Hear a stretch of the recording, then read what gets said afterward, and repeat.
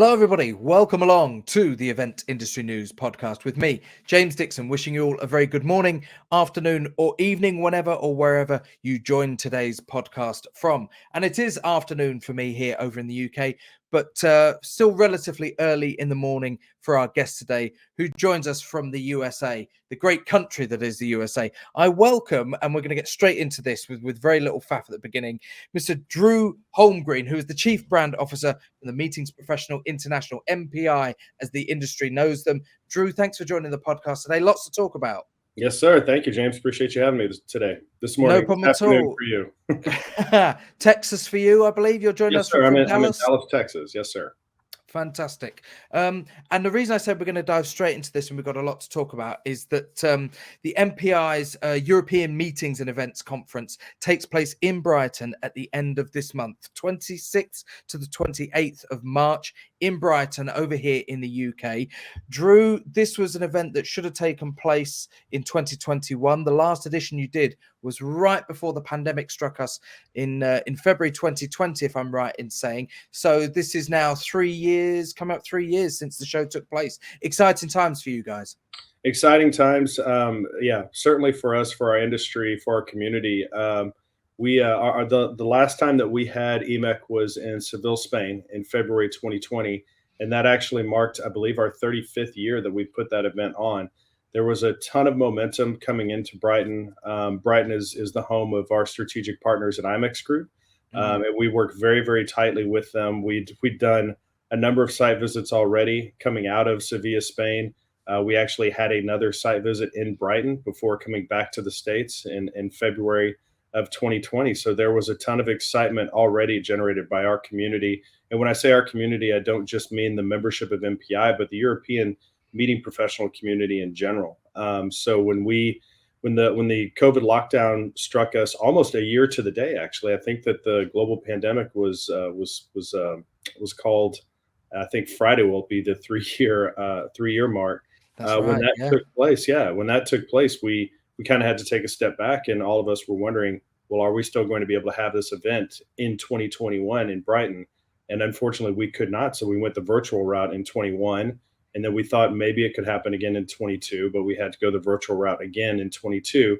And now here we are in 2023, third year is the charm, I suppose. But, there's a ton of excitement. Registration is really climbing quickly, but I think it's the amplification of the community's voices that we're most excited about, because everybody's just ready to get back together. Absolutely. And the first thing I see when I go onto the website is the headline that the potential for meetings and events has never been brighter. And I guess you can also add to that the demand has never been greater, as well as the potential being brighter. It's interesting, isn't it? Because the past 2.5, 3 years, much of our community has found itself sheltered and not having much to do. And we look at a lot of our statistics. We put out a quarterly report called Meetings Outlook, and back to back, 4 times in a row, 4 quarters in a row, we've seen our community come forward with historic levels of positive outlook for the industry. Looking ahead, that they expect business to improve. 85% of our community this past time around said that they expect business to continue to improve. That's on top of 92% the quarter before that, 90% the quarter before that, 85% the quarter before that. So you just keep kind of piling those up, and you see this is an industry that at one point was the 13th largest in the world pre-pandemic, and the majority of our community now says that they expect that to happen by the end of 2023. The rest all project that it will take place in 2024. So globally, this industry, we no longer are really talking about recovery. We're truly talking about growth at this point. The recovery is kind of behind us, because now we're in such a substantial growth phase, and EMEC kind of happens right when that is really coming to its full blossom. Absolutely. And I think you're right to point that out, and I suppose we can all be guilty of not realizing how quickly the time has passed.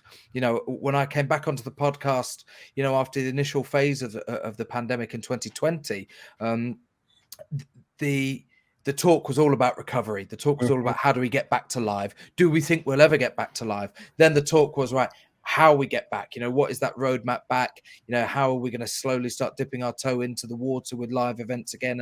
And I think, it is easy to forget that quite a lot of time has now passed. We are significantly further down the line with a lot more experience, and it is not about recovery anymore. We are very much back into this. The events, some events have run sort of 2 or 3 editions of their event already. Right. Since we've recovered from the pandemic. So I think it's important to obviously understand the fact that you were delayed because of where your event sits in the year, in the calendar, but that we are in a really, really strong period at the moment, aren't we? Yeah, we are. And one thing that MPI has been really ahead of the curve on doing is showcasing how these events can take place in situations like what we faced for the past 3 years, where our EMEC event had to take a pause and go virtual. Our North American event actually continued. It's called World Education Congress. It takes place normally every June. Well, clearly, June of 2020, we did not have the capacity or facilities or knowledge on how to put an event like that forward. And it typically gets about 2,500 attendees. So we pushed it back, and we kind of had a few iterations of pushback on dates. And we finally settled on November of 2020. We held a 600-person event in North Texas, right, not too far from where I live. We had about 1,200 people who attended digitally. And what was really interesting about that, James, is we were the first industry event to take place during the pandemic, and we did so with such dramatic focus on safety for our attendees, and safe not just of our attendees, of people who were working the event as well. And it was remarkable. Of those 600 people that we had on site, everybody was masked up. Everybody was 6 feet distanced. We had 0 COVID cases come out as a result. It actually became a hell of a good case story on how to put on an event during a pandemic and do so safely, because we put a major focus on, no touch items. Like the food was all individually packaged. Everybody was separated by, we became very accustomed to this, separated by plastic shields if they were doing one-to-one appointments. We really did things the safe and smart way. And it's so thrilling now to see us, 2.5 years later, we're able to put on these events, and we still bring forward a lot of those safety elements, whether that's hand sanitizer or trying to make sure that everybody is very knowledgeable about keeping their health measures known to those around them. If you're not feeling well, stay away. I think and our community has gotten really, really smart at that. You and I were joking a second ago, it was almost a badge of honor that if you're coughing a little bit, you're going to muster through it and go to work. And nowadays, if somebody coughs, you're like, hey, whoa, let's go stay take the time. Yeah. Take the time. That's right. Take the time, right? So I think all of us are very cognizant of that. And now we, as an event community, we're smarter about how we can really bring health standards forward and keep people safe and secure when they come to our event. Well, that brings us back onto message about EMEC, and in just a few weeks' time, and the fact that we are back, but we are back with I suppose, not just a renewed vigor, but a renewed and a reviewed outlook on how we deliver our events. I think one of the major benefits to come out of the pandemic, and I've said this on this podcast before, is that it's revised how we consider safe practice from a cleanliness point of view and a hygiene point of view. And in an event space where you've got lots of people moving around a particular area, some of those practices that we had to implement when we were coming back from the pandemic, we've retained them subtly, but we've retained them. I think everybody that goes to an event now pays a little bit closer attention to their personal hygiene, whether that be hand sanitizing or washing their hands, and just how we do things is different. And I'm sure that's undoubtedly going to be sort of some of the topic of conversation at EMEC. How events are doing things differently and what opportunities they have now as a result of that.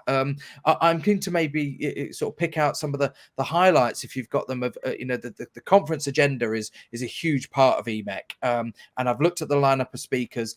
it's varied, it's broad, it covers the whole spectrum of the sort of the meetings and the events industry. Any highlights for you that you can sort of pick out in advance that people should maybe keep their eye out for? Yeah, one of the things that EMEC really has a few primary pillars to it. One is we focus very heavily on innovation. We really call EMEC an incubator of events. So we do things that are a little bit different. Typically, as an organization, we do take a lot of event design risks. We do that purposefully because we want to try out new measures of meetings, set the standard for the industry, and do so in a way that our community, when they attend our events, they can see what we're doing and implement them on their own. They can also learn from our mistakes, and we are very open about this.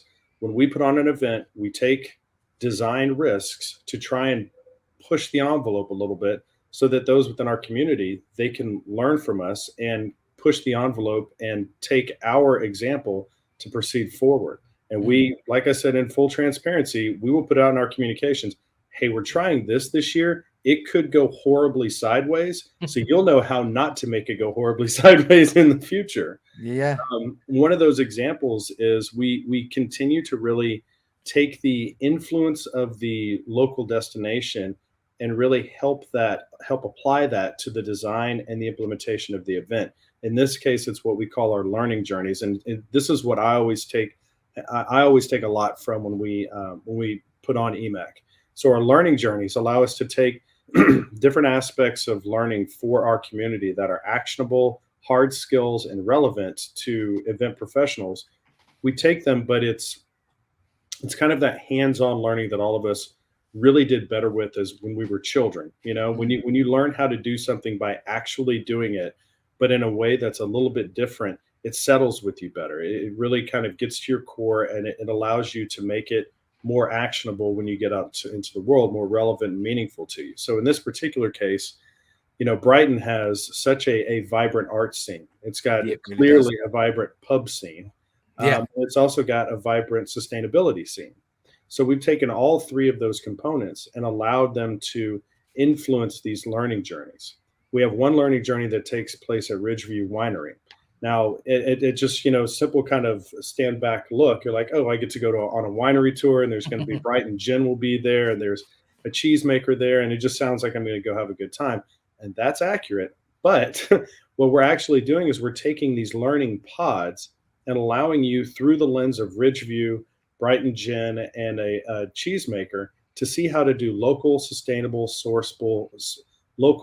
sourced, sustainable food options for your meetings and events. Sure. So you will meet with the winemakers, the cheesemakers, the gin makers, and get an understanding of how they sustainably source their particular food and beverage, and how you can then apply that to your events going forward. I love that aspect of it. And then separately, there will be another kind of creative event design learning journey that takes place through the lens of the graffiti scene in Brighton. So you'll do a graffiti tour, walking tour through Brighton. You'll finish at the Dome in Brighton, which is a beautiful, beautiful venue, and you'll do a creativity design session there. And then finally, we've got another session that is focused on digital sales and kind of personal brand techniques, which takes place at our venue, the Hilton Metropole, which was just completely renovated. And that actually worked in our favor. The renovations were going to take place while we were on site in 2021. So now they're done. Yeah. And it looks great. So that kind of worked out for us. Absolutely. We'll do this kind of sales learning journey. And then afterwards, actually do a little bit of a pub crawl through Brighton, which there's hundreds of pubs that you can go visit. And you'll do this pub crawl to kind of apply some of those networking ideals that you've learned throughout. So you can see how you kind of stitch everything together. You get these great actionable learnings, but you get to apply them in the destination. Yeah, the idea of the learning journey is fantastic. And like you said, it's obvious to me that just looking even just through the website and reading the descriptions of the learning journeys is that you're taking advantage of a city that is extremely socially aware, and arguably is at the forefront of social awareness. If there's a development and a progression to social awareness, Brighton would be one of the first places that you would choose, as a place to go and see how that's actually manifesting itself in real life. It's just always been that type of place. So it's clearly exciting times. So one thing I wanted to ask you, if I may, and it's at risk of it sounding like an awkward question, that the idea of the locally sourced, sustainable suppliers is brilliant. I think that it's a fantastic concept. Many event organizers will have worked under what are fairly restrictive agreements with venues, particularly when it comes to things like food. F&B is often sourced via an exclusive contract caterer that has a contract with a particular venue, particularly some of the bigger meeting venues and event spaces. Is there going to be some discussion as to how you achieve some of this sort of locally sustainable sourcing while still being maybe tied into the sort of some of the contracts that we're used to when we work in bigger venues? Yeah, I think that's going to be a big part of the conversation. We typically, and I believe we have an education session focused around this. We typically have a lot of education throughout MPI about contracting and negotiation, and that's a big area of learning for event professionals. It's a facet that's much more complicated than I think many people know. So we always focus some of our education around some of those hard skills like contracting and negotiating. And that's exactly one of the things that we can help our event professionals learn is when you go on site and you have to contract with a certain vendor, maybe through your host venue, how you can bring forward some of those sustainability practices. I will tell, and local sourcing. I will tell you that from an MPI perspective, we're cooking for chefs and putting an event on for event professionals. And it's actually one of the areas that we start in the contracting phase. So as soon as we get into the contracting stage with any destination, we want to make sure that all parties involved have a very good understanding of our expectations throughout the entire event. Our top priorities include recycling, using only sustainable packaging for food service. Really trying to make sure that our partners and even our venue knows that we want to keep printed materials to a minimum, and making sure that our transportation companies are really using adequate protocols for emissions and that sort of thing. And then, and I'll tell you that the Hilton Metropole is very good about this, making sure that any food, any uneaten food doesn't go wasted. So doing things like food donations and stuff like that. So while we certainly want to teach these practices while we're on site, we also want to put them into play in our own event. Yeah, and it's good to hear that a venue like the Hilton Metropole, which is a hotel venue, it's a hotel brand, and it's perhaps the hotel brand, isn't it? Hilton. I was helping to run an event last week down in Cornwall in the southwest of England, and that it was a big hotel with 2 golf courses, and it's in a fairly rural location, I would say, and I was seeing food waste, particularly just being put back into the kitchen. You just know that was going to be thrown away. And, that sort of venue are hosting probably 2-3 events a week, during the course of the year. And if brands like Hilton are raising people's awareness through the events that they're hosting and with events for event professionals such as the one that you're organizing, that can only be a good thing really going forward for the wider industry, particularly given how many events are hosted within the hotel sector. Exactly right. And it's a big part of our advocacy efforts. IMEC Group is a great example of an organization that really leans hard into sustainability. So they help advocate for efforts. And like I said, we start with that when we go through contracting. To be very transparent on this, James, we practice what we preach. We don't necessarily really communicate heavily about what we do because it's just part of our practices. We just make it happen. Yeah. The names, I'll leave people to go and sort of explore some of the names that are on the lineup, but that there are names certainly that some of which I was familiar with for certain events that I've worked on or that I've seen or been to as an attendee. Other events are other speakers were names that I didn't know, Right. and from organizations that I wasn't aware of.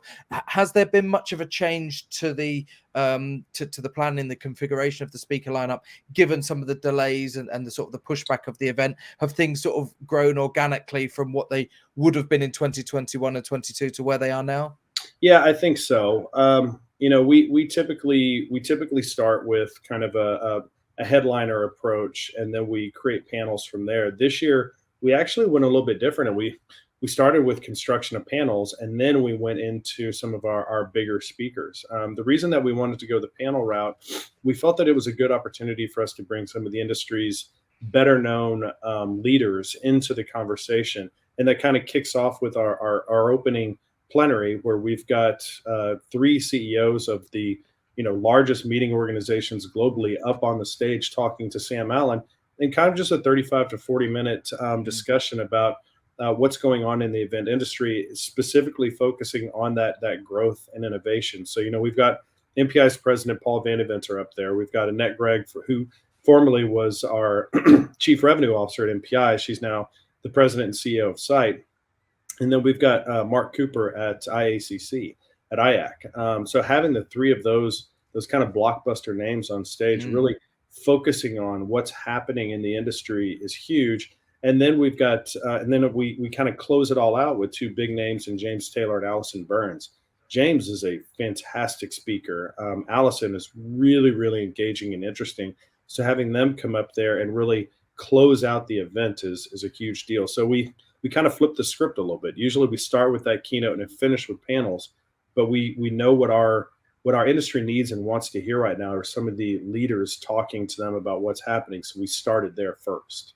And I guess what at this type of event, and I know to an extent from being involved in the production team with Event Tech Live, with that what you're doing at this at your event is giving information and ideas, and I suppose inspiration to an extent to the attendees, because ultimately the information that they're picking up at your event is then going to be disseminated down through their own organizations and ultimately to potential clients. Because when you go back to the headline that's on your website at the moment, the potential for meetings and events has never been higher. Right. That will remain as potential unless the attendees put into action some of the stuff that they're going to learn, and they actually go out and find new clients and new sectors and new businesses that want to have meetings, because the potential is there, but you've got to turn that into something that's tangible.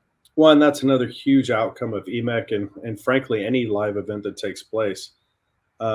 What's really interesting. So I mentioned that we put on an event in November 2020. We put on another one in June of 2021 in Vegas, and then we had our last WEC in San Francisco in June of 2022. What was most interesting coming out of our 2020 event in North Texas, the preference of our attendees was around education, which that's always been the case. We come to these events for education.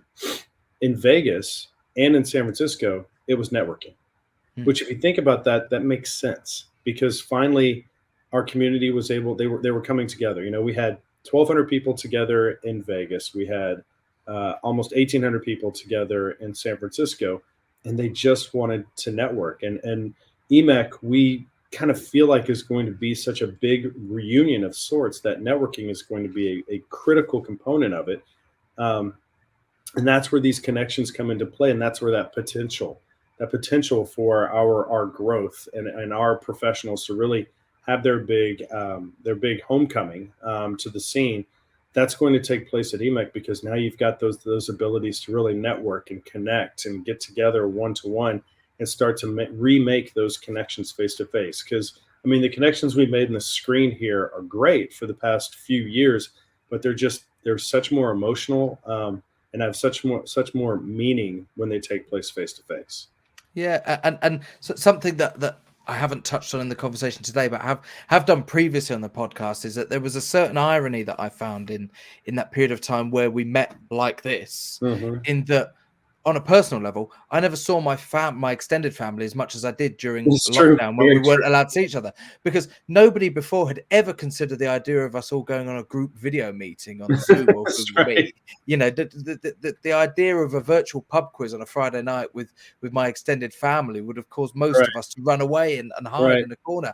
And yet suddenly, when we were told we can't do something, we found a way to do it. Yeah. And for most people, I'm sure it was the same scenario, that they saw people via a video link more in that period of time than they had ever done before.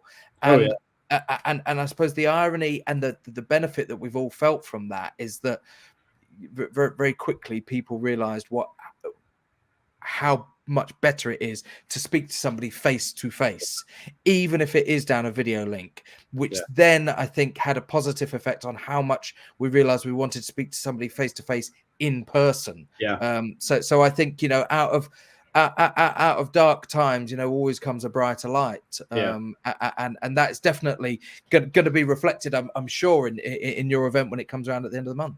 Absolutely. Yeah. There's no substitute for the connections that take place when you are face to face with one another.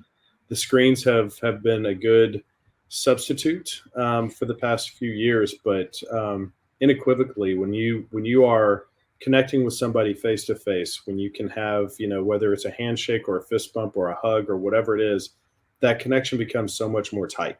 Yeah.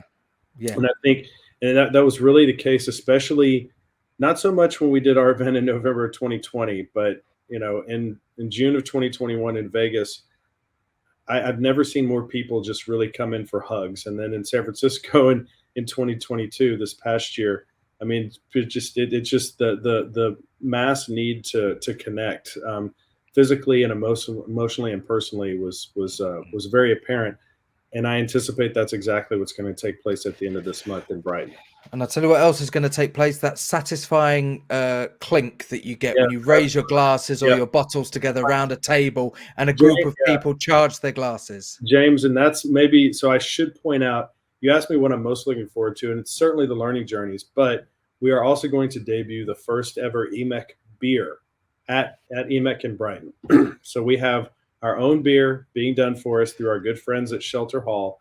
They're creating a beer for us there, which I just saw the design labels for. It's an excellent pale ale. I'm such a beer guy and I'm such a beer snob that I may take a suitcase just to bring some back to the States for myself. I'm happy to go on record right now on the Event Industry News podcast in saying that I will give you a full and frank free review of that beer should I get my hands on Fair it. enough. I'm happy to go on record with my videoed podcast review of that beer. What a great idea to do that sort of thing as well. You Absolutely. know, I joke but as an idea and as a concept to sort of, you know, thinking outside the box and inspiring other event organizers. What a great idea to going back to this sort of sustainable and locally sourced. Go to a local brewery, go to somebody local and say, could we work on a special ale, you know, specific to our show? What a great idea. And hopefully that, you know, the ideas I'm sure will come flooding in once people have taken 2 or 3 of those. Absolutely. That's the idea.